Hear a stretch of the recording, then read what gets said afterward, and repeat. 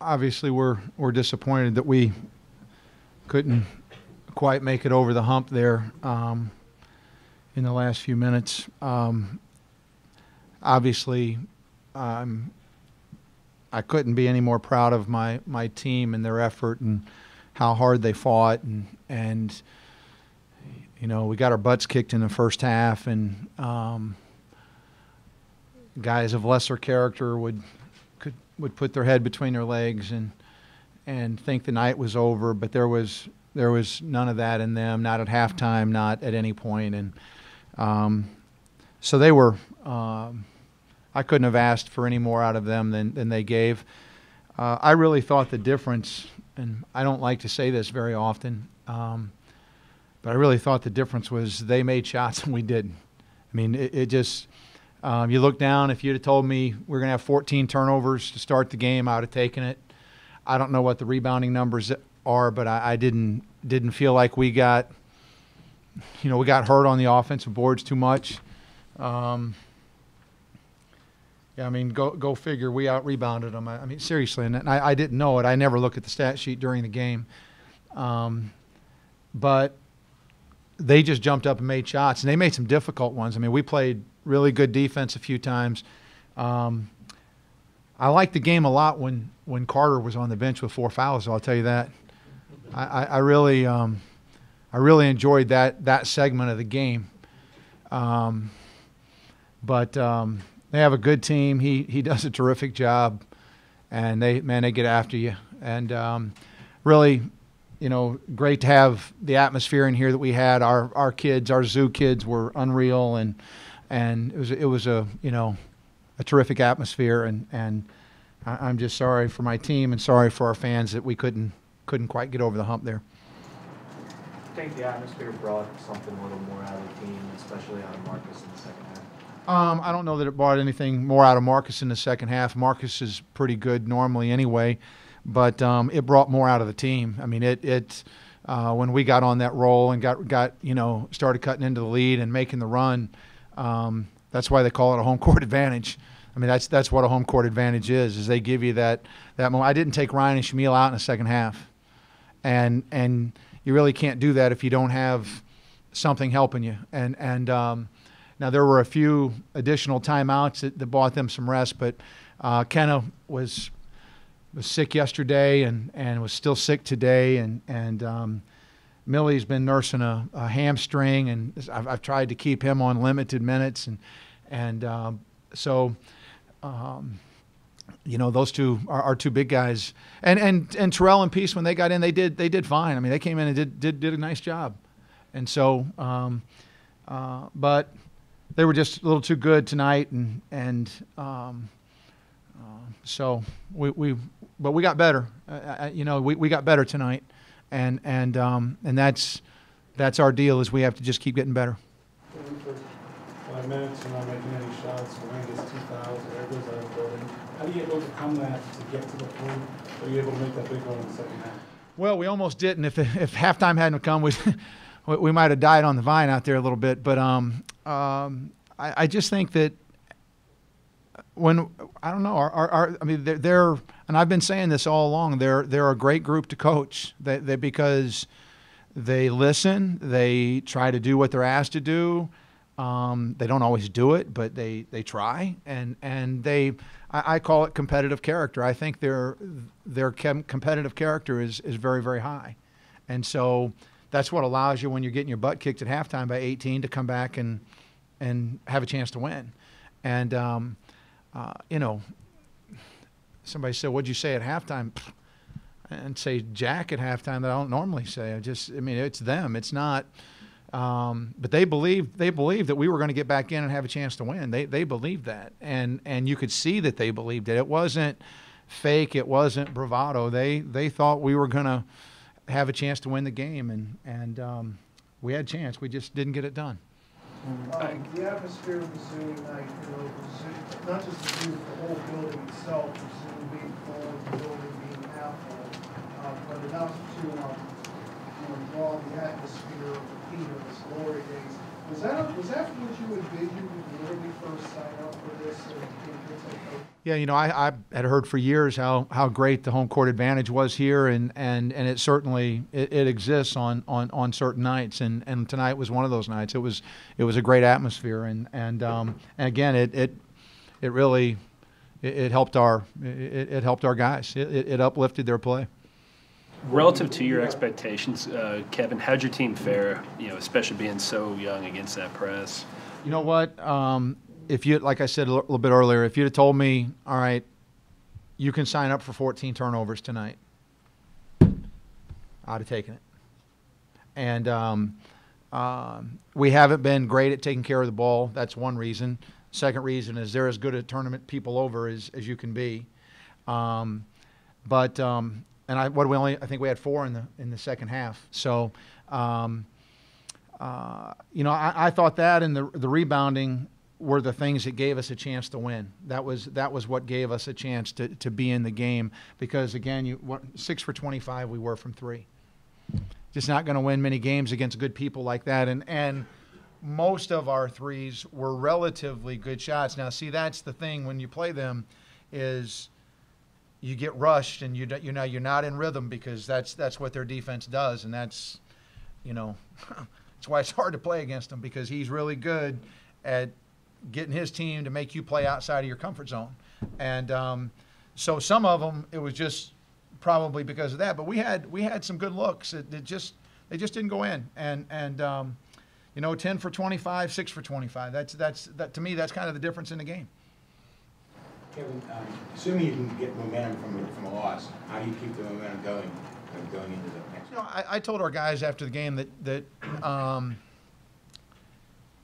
what allowed us to play this way tonight is the way that they come out and try to prepare every day, and again, I don't take any consolation in losing. I really don't. I'm heartbroken that I couldn't have done a little bit more to help them get over the top of this game, but I just think it's all about us continuing to get better. And I thought Shamil Stevenson played a really good game tonight. I thought Marcus Carr played those are freshmen, first time they've been in a semi-full building, in their college careers. And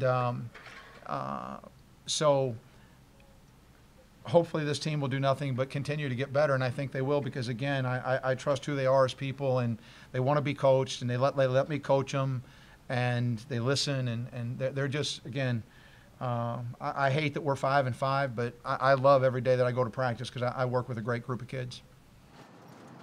Coach, you had 11 assists on 16 baskets. Talk about the unselfishness of your guys. We're unselfish. Problem is 16 is not enough. But you know what? If you'd have told me that we were going to shoot 31 free throws and they were going to shoot 9, I'd have signed up for that too. Okay?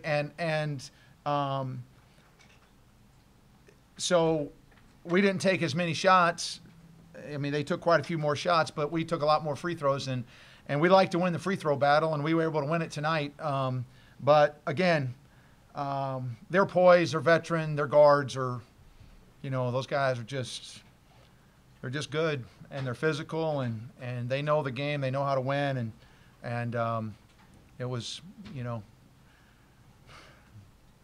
that's why we got beat. I know you said you were happy with the shots that you got. When Daxter and Javon come back in the game, though, would you have liked to try to go at them a little bit more to get them out, or were they really protected in the 1-3-1? Yeah, they were protected in the 1-3-1, and we didn't do a great job of attacking that, but we've prepared for it. We knew it was coming, and they're just good at it, and so, but yeah, it'll be. Like I said, I enjoyed the game a lot more when Carter wasn't playing. That was my favorite time period of the game. I promise it was. And but again, they were just better than us. But I'm fully proud of my team and appreciative of the atmosphere that we had in here tonight. The zoo always does. Obviously, there's a lot more people there today, but the zoo always does a good job. Of giving us that momentum. So I definitely thought they were a big part of helping us cut that lead now. So But yeah, I thought the atmosphere was good. What did you guys do right in the second half?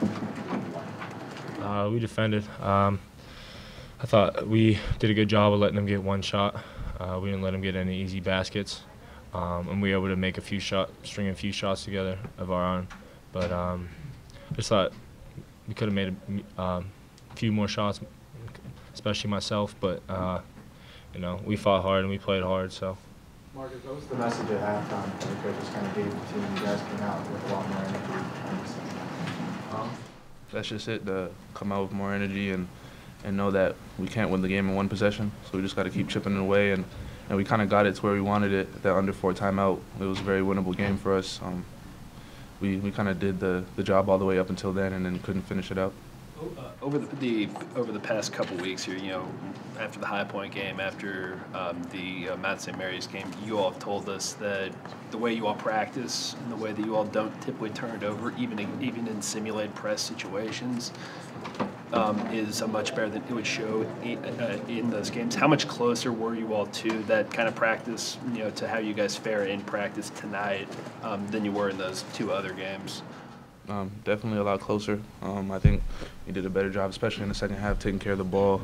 I don't think we turned the ball over on the press that much. I think some of them were just kind of just ill-forced. I mean, and I don't think we could have simulated their physicality in practice. They're a pretty physical team. But I would say we did a much better job today. Fouls, obviously they were calling it tight, that they weren't zones. How were you able to be so effective recently about being mindful of your fouls there? I got to be a little bit smarter in the beginning of the games. Can't, you know, put my team in that position. You know, difference between playing hard and going for rebounds and getting some cheap fouls like I did. So I got to, but after that, you know, everyone competed hard. The guys who went in, Peace, a couple of other bigs, Terrell. You know, they held their own out there. So, but I can't put my team in that position. But when I got out there, I just tried to, you know, play normal, play without fouling, and still be aggressive though. Marcus, I know it's a loss, but how did it feel just to play in that kind of environment here at Pitt? Like, you know, just because it hasn't been like that this season, how did it feel for you just being a freshman and your first real taste of it? I kind of live for games like this. I'm really excited. As you can see in my demeanor on the court, these are kind of the games I really live for while I play basketball. But I would hope that this game showing the fans that we can play basketball at a high level, and I hope that they will come out to support us in the rest of our games this season, no matter who we're playing, because I think tonight we showed a big step in progress in our team, and I think it also showed that with their support, we can also, their support makes a difference in the game, so hopefully that helps. Ryan, what about you? How much does that remind you sort of the Pitt games that you grew up watching or coming to in this building? You know, I thought, you know, it was pretty refreshing just to have, you know, that support behind us and everything. You know, not only watching but playing. You know, I'm excited for, you know, the guys to experience some of that and experience that rivalry. So, but. Either driving, it's a rivalry for the universities, but you know, none of the guys on these 2 teams have played against each other before. The fact that it was a big crowd and kind of 50-50 sort of helped, I guess, build the atmosphere into this sort of rivalry that maybe wouldn't have developed otherwise, giving guys yeah, I mean, like you said, pretty much, or no one in this game has played each other before, so there wasn't, you know, that familiarity. But I thought, you know, the atmosphere is great. Obviously, we knew they were going to have a lot of people there just because they're right down the road. But I think it's, you know, it was pretty awesome, and I thought both teams played hard. Ryan, you moved the ball around a lot more in the second half. And a lot of that was due to you being at the top, running the offense. Do you like being up there more, or would you rather be down? That was just to relieve some of their pressure. If they were locking up on their guards, I would, you know, bring it up or be able to be at the top when they're in their kind of 1-3-1 zone action. But you know, that would just kind of loosen things up and let the guards, you know, get easier catches. Mark, after the four-point play, the next possession you hit Shamil in the corner for the 3. It was like a cross-court pass. Was that developing throughout the game, like where you kind of saw him getting open, or was that just a split decision that you made? It was a little bit of both. My teammates were telling me they're kind of going off and on between that 1-3-1 zone. So they were just saying whenever they get into that zone, in the first half I was kind of doing a good job of attacking, and I was getting to the free throw line. They were just letting me know that when I was attacking it, that the guys were sinking in on me, and they would be open for shots. So in the second half, I knew they would probably sink in and probably try to do a better job of not trying to foul me. So I knew that I had to look for my teammates, and so I was trying to do. Yeah. Over the course of the second half, guys, how much did your confidence and comfort against them build? And as you guys got closer, at what point did you all, or either one of you all, think to yourself, okay, this can actually happen here. We can actually maybe pull off the upset. I think it actually kind of started at, halftime. We were down, I think, 18, which is way more, way more. But we knew the game was a little bit closer than what the score was. They made some tough shots. We missed some layups. So we kind of, settled down at halftime and realized if we did what we needed to do, we'd be right there in the last 4-minute war, which we were, 2-possession game in the last 4 minutes, and we weren't able to get it done. We could have made a few more shots, and that starts with me. I could have made a few more shots. You mentioned your demeanor, how excited you were on the court. I mean, what's going through your head when you hit that 4-point play to bring it to 2? Just make sure I hit the free throw, get back on defense, get another stop. Going up against a tough opponent like West Virginia, how do you think that helps you out for ACC play just a few weeks away? We don't take too much consolation in a loss because at the end of the day, we lost. So it's not what we were trying to do.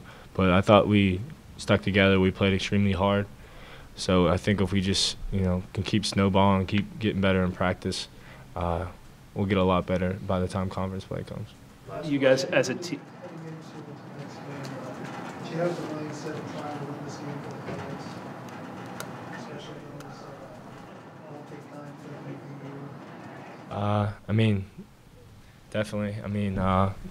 It's a great rivalry, heated rivalry. There was a lot of fouls tonight, so it was a physical game. But yeah, anytime you're trying to represent Pitt, you're trying to represent the fans, and you're trying to give them an awesome product out on the court. Or Yeah. just, well, can I? Yeah, no, you got an that's answer. all right. Yeah, you go Did ahead. you guys learn something about yourself in the second half tonight?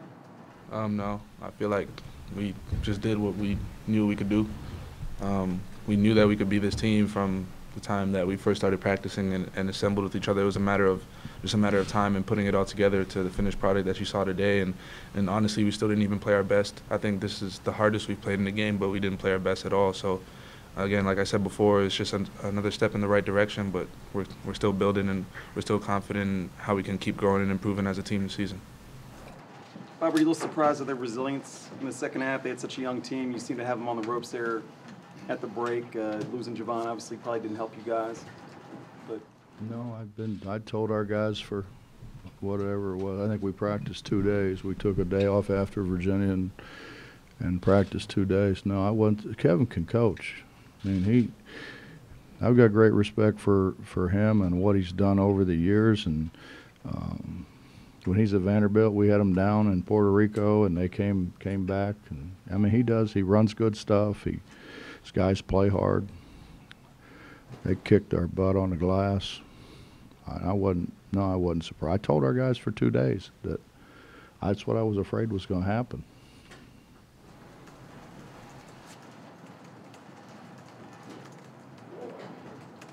What was the thought process behind going to the 1-3-1 at the time you did? Survival. Just trying to survive. We had 3 starters or 4 starters with 4 fouls. How fun was it to sort of play in this environment against this program after moving to a conference where there's not that kind of familiarity for you guys? It's fun for the fans and for you guys. For me, it's work. I'd be a damn liar if I sit here and told you I had fun. I didn't have any damn fun at all. I feel very encouraged with the traveling fans having I know this happens whether we're in Puerto Rico or wherever we are. Our fans are great. Our fans aren't afraid to travel. I think hopefully we've created a culture that people enjoy the way we play, and enjoy watching the guys we have play. I didn't enjoy it, but they don't know as much as I do. You know what I mean? How much has Pitt and this program and maybe the feel of it sort of changed since you used to, be here and coach against Jamie Dixon twice a year? It's different because we're in the same league, and we played home and home every year, so it's that part of it's changed.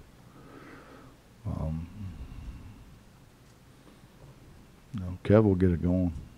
It's just hard, man. And you people don't realize how hard it is, and how hard it is to, our league's been the top RPI league or second for the last like 7 or 8 years. Our league's hard, man. And what we used to do in the Big East, what West Virginia Pitt used to do, play each other twice a year, is hard. And then when we got, fairly good and they stayed good, then we play. Everybody else played South Florida and DePaul and St. John's twice, and we're playing each other twice. So, but that's what happens in our league now. We have to play everybody twice. And when you get play twice, there's so much familiarity. You can. I keep looking for a play I can run where we can shoot an uncontested layup, because I think we might be able to make that one. But I got a card that's got about 300 plays on it, and there's not one damn play on there we can do that. And then we haven't. Our pressure sucks. I mean, we haven't done a very good job with it. And, so we were scoring off our defense.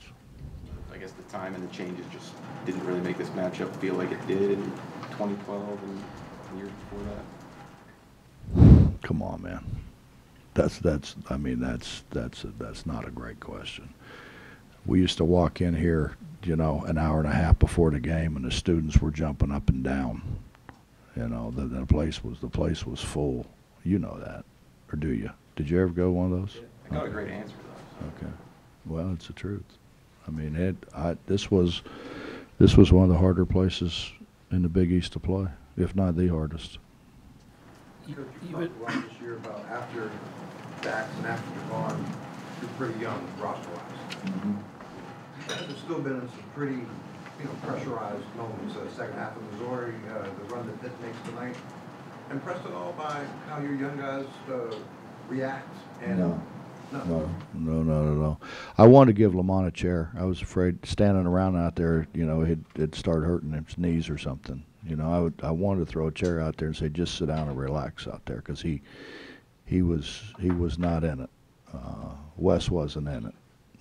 We have to play with energy, Justin. To play and play the way we play, to try to. That's why we couldn't press. We had no energy.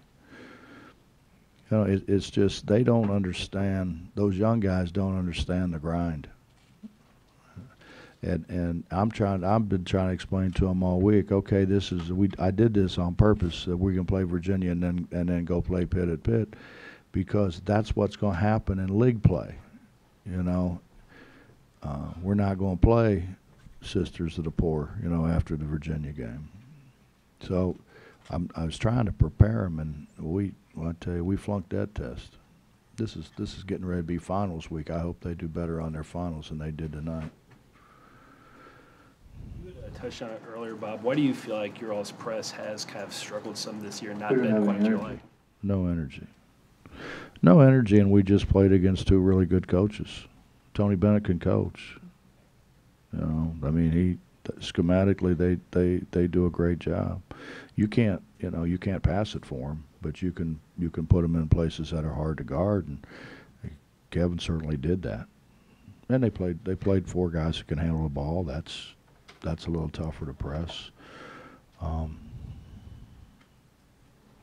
officiating isn't, it's tighter. I don't mean today. I mean it's just tighter. They want it tighter. It's hard for an official. If I'm bringing the ball to the floor and I run into you, did you run into me or did I run into you? You know what I'm saying? The cylinder thing. Does anybody understand that?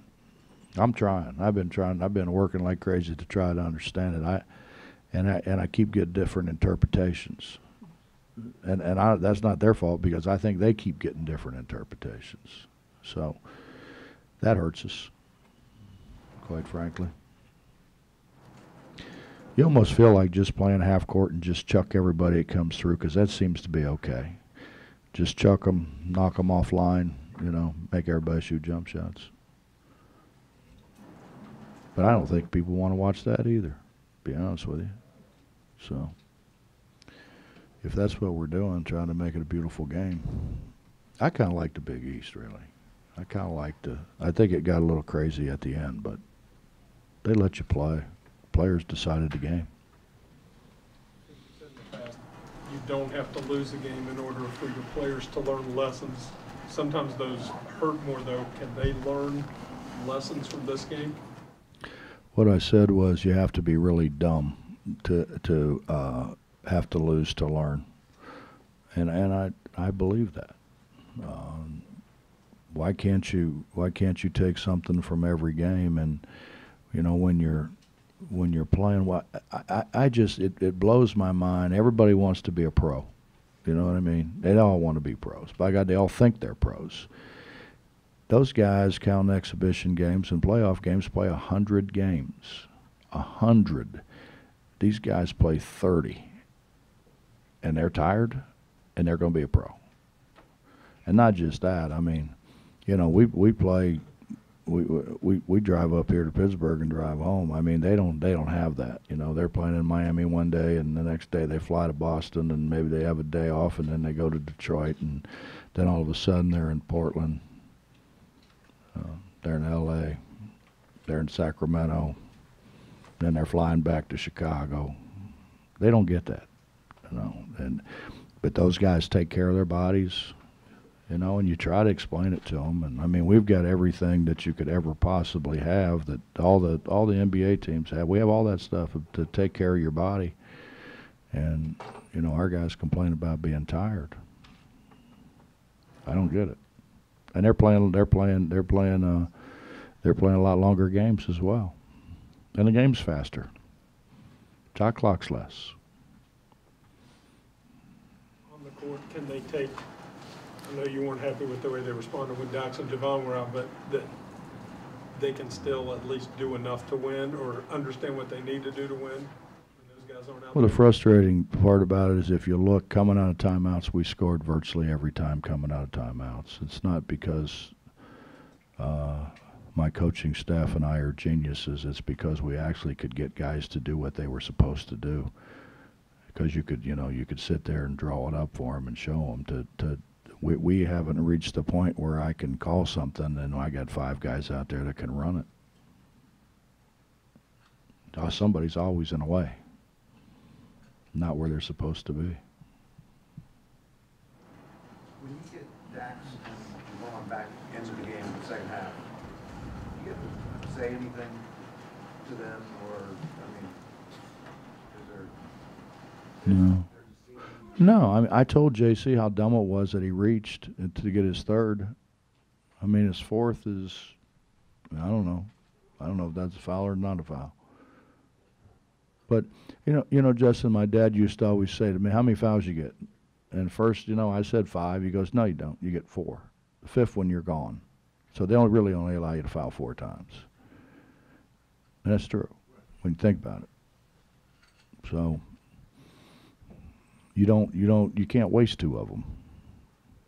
You think about you waste 2 of them, they make a bad call on you, and one of them you just can't avoid. Now all of a sudden you're in foul trouble or you fouled out.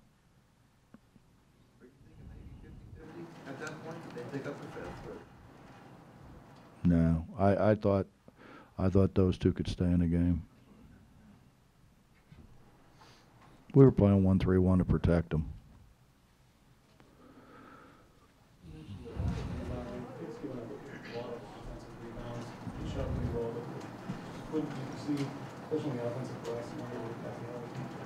Who, us?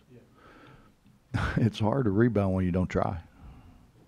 I haven't seen very many people get one, didn't want one. It's an amazing thing when you try to go get one, usually you get it. I told a couple of our guys, if you ever got one, I think you might like it. You might try it again,